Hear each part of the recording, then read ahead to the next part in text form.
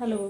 സൂര്യയും അമിതയും ഒരുമിച്ച് അഭിനയിച്ച വിശ്വനാഥൻ സൺസ് എന്ന സിനിമ കണ്ടപ്പോഴാണ് തന്നെക്കാൾ 20 വയസ്സിൽ കൂടുതൽ പ്രായമുള്ള ഒരാളെ പ്രണയിച്ച ഒരു പെൺകുട്ടിയുടെ കഥ പറഞ്ഞ മറ്റൊരു സിനിമ ഓർമ്മയിലേക്ക് വന്നത്. പി പത്മരാജൻ തിരക്കഥ എഴുതി IV ശശി സംവിധാനം ചെയ്ത് 1984 പുറത്തിറങ്ങിയ കാണാമറിയത്ത് എന്ന സിനിമ 42 വർഷങ്ങൾക്കിപ്പുറം കാണുമ്പോഴും നമ്മുടെ കണ്ണ് നനയിക്കുകയും ചിരിപ്പിക്കുകയും ഒക്കെ ചെയ്യുന്ന ഒരു സിനിമ. മുതിർന്ന ഒരാളോടുള്ള നിഷ്കളങ്കയായ ഒരു പെൺകുട്ടിയുടെ പ്രണയവും അയാൾ വളരെ പക്വതയോടെ അതിനെ കൈകാര്യം ചെയ്യുന്നതുമൊക്കെ എത്ര ഹൃദ്യമായിട്ടാണ് പത്മരാജൻ എഴുതി വച്ചിരിക്കുന്നത്. മമ്മൂട്ടിയുടെയും ശോഭനയുടെയും റഹ്മാന്റെയും ഒക്കെ അഭിനയ മികവും കൂടിയാകുമ്പോൾ സിനിമ ഇന്നും നമ്മുടെ മനസ്സിനെ വല്ലാതെ പിടിച്ചെടുക്കുന്നു. ശോഭനയുടെ നിഷ്കളങ്കമായ സംസാരവും പ്രണയഭാവങ്ങളും മമ്മൂട്ടിയുടെ പക്വമായ ഇടപെടലുകളും എത്രമാത്രം ഉൾക്കൊണ്ടാണ് അവർ ആ കഥാപാത്രങ്ങളെ ചെയ്തിരിക്കുന്നത്. പ്രണയത്തിന് വേണ്ടിയുള്ള ഒരു കൊച്ചു പെൺകുട്ടിയുടെ പോരാട്ടമാണ് ഈ സിനിമ എന്ന് പറയാം. അതിനെ കൗതുകത്തോടെ നോക്കിക്കാണുന്ന ഒരാളും. ഇന്ന് ആ സിനിമയെക്കുറിച്ചാണ് ഞാൻ നിങ്ങളോട് സംസാരിക്കുന്നത്. എൻ്റെ ചാനൽ ആദ്യമായിട്ടാണ് കാണുന്നതെങ്കിൽ ഞാൻ ഈ ചാനലിൽ പഴയതും പുതിയതുമായ സിനിമകളുടെ റിവ്യൂസും അനാലിസിസും ഒക്കെയാണ് ചെയ്യുന്നത്. സിനിമയെ ഒരുപാട് സ്നേഹിക്കുന്ന ഒരാളുടെ ഒരു എളിയ ശ്രമം. Welcome to Mallu's view. മമ്മൂട്ടിയുടെ റോയിച്ചൻ ഒരു എഞ്ചിനീയറിംഗ് ബിരുദധാരിയായ ബിസിനസ്സുകാരനാണ്. അദ്ദേഹത്തിൻ്റെ അച്ഛൻ സ്പോൺസറായിട്ടുള്ള ശോഭനയുടെ ഷേളി എന്ന ടീനേജുകാരിയെ അവിചാരിതമായി കണ്ടുമുട്ടുന്നിടത്താണ് കഥ തുടങ്ങുന്നത്. ഷേളിയെ കാണുന്ന ആദ്യ നിമിഷത്തിൽ തന്നെ റോയിച്ചൻ അവളിൽ വല്ലാതെ ആകർഷിക്കപ്പെടുന്നുണ്ട്, നോക്കി നിന്ന് പോകുന്നുണ്ട്.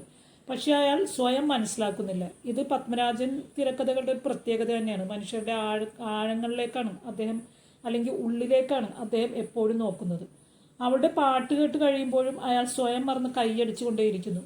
അയാൾ അവളെപ്പറ്റി പറഞ്ഞത് ദൈവികമായ ഒരു കല, അതിൻ്റെ എല്ലാ പെർഫെക്ഷനോടും കൂടി എന്നാണ്. അയാളുടെ ഈ അംഗീകാരവും സ്നേഹത്തോടെയുള്ള നോട്ടവും സംസാരവും എല്ലാം തന്നെയാണ് അവളെ അയാളിലേക്ക് അടുപ്പിച്ചത്. ഇതയാൾ മനസ്സിലാക്കുന്നില്ല. ഹൃദയം കൊണ്ട് അവളെ ഇഷ്ടപ്പെടുമ്പോഴും ബുദ്ധി കൊണ്ട് അയാൾ ആ ഇഷ്ടം നിഷേധിക്കുകയാണ്. അവർ തമ്മിലുള്ള പ്രായവ്യത്യാസം, സമൂഹം എന്തു പറയുമെന്ന ചിന്ത, അവളോട് നോ പറയുമ്പോഴും അവളോടുള്ള ഇഷ്ടവും വാത്സല്യം ചെറിയ സംഭവങ്ങളിലൂടെ കാണിക്കുന്നതും രസകരമാണ്.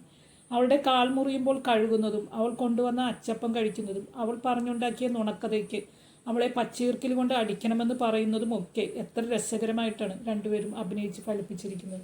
മനുഷ്യ മനസ്സുകളുടെ കാണാമറയത്തേക്കാണ് പത്മരാജൻ എന്നും തൻ്റെ സിനിമകളിലൂടെ നോക്കാൻ ശ്രമിക്കുന്നത്. നമ്മുടെ ആത്മസംഘർഷങ്ങളെ അദ്ദേഹം വ്യക്തമായി പറഞ്ഞു ഫലിപ്പിക്കുന്നു.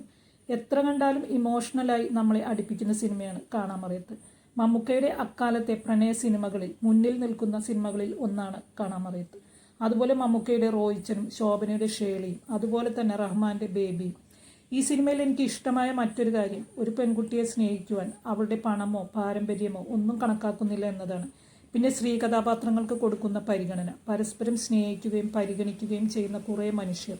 കുടുംബസമേതം കാണാവുന്ന ഒരു ഫീൽ ഗുഡ് മൂവി. എപ്പോൾ കണ്ടാലും പുതുമ നഷ്ടപ്പെടാത്ത ഒരു സിനിമ. ഒരു ക്യാരക്ടർ റോളിൽ ബഹദൂറുമുണ്ട്.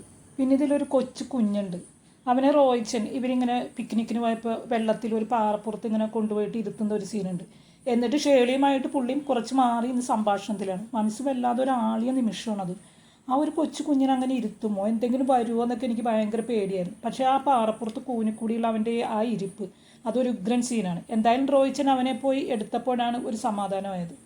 അതുപോലെ തന്നെ റഹ്മാന്റെ ബേബിയും ഷേളിയുമായിട്ട് സിനിമയുടെ അവസാനമുള്ള കുറേ സംഭാഷണങ്ങളുണ്ട്. അതും മനസ്സിൽ തട്ടുന്നതാണ്.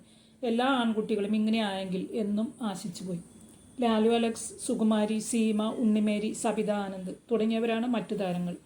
സിനിമ യൂട്യൂബിൽ അവൈലബിൾ ആണ്. നിങ്ങൾക്ക് എൻ്റെ വീഡിയോയെക്കുറിച്ചുള്ള അഭിപ്രായങ്ങൾ കമൻറ്റ് ചെയ്യുമല്ലോ. എൻ്റെ വീഡിയോ ഇഷ്ടമായ ലൈക്ക് ചെയ്യാനും സബ്സ്ക്രൈബ് ചെയ്യാനും മറക്കരുത്. സിനിമയെക്കുറിച്ചുള്ള നിങ്ങളുടെ അഭിപ്രായങ്ങളും കമൻറ്റ് ചെയ്യുക. ഇനിയും നല്ല സിനിമാ വിശേഷങ്ങളുമായി വീണ്ടും കാണാം. എൻ്റെ വീഡിയോ കണ്ടതിൽ ഒരുപാട് സന്തോഷം. ബൈ.